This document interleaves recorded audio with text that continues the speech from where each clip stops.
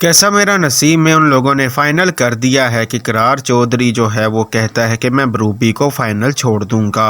रुखसार ने इकरार चौधरी को कुछ ऐसा खिला दिया है। इकरार यही बार बार कह रहा है कि मैं रूबी और राबिया की अब एक बात भी नहीं मानूंगा। राबिया इकरार से कहती है तुम तो बड़े मतलब परस्त निकले, जब तुमने मुझसे काम था तुमने बखूबी मुझसे अपना काम निकलवाया, अब जब तुम्हारा काम निकल गया है तो तुम मुझे कह रहे हो गेट लॉस्ट, मेरे घर से निकल जाओ। इकरार चौधरी रूबी को भी कहता है कि ये जो राबिया है ये तुम्हें देखो बेवकूफ बना रही है, ये तुम्हें भी खराब कर रही है, इसीलिए तुम्हारे लिए भी अच्छा यही होगा कि तुम इसका पीछा छोड़ दो।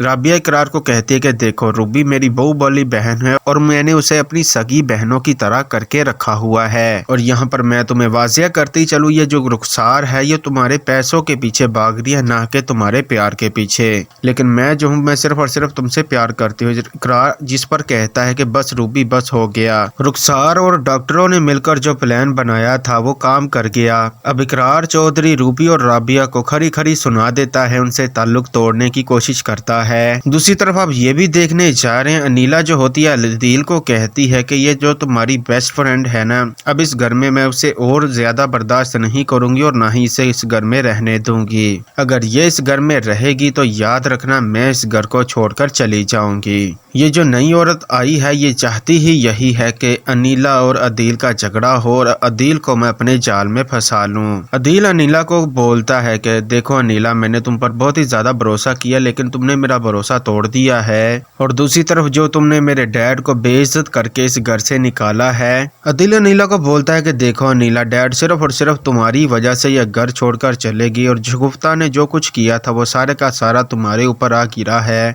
लेकिन तुम्हें ऐसा ही लगता है कि सारा का सारा किया धरा मेरा है।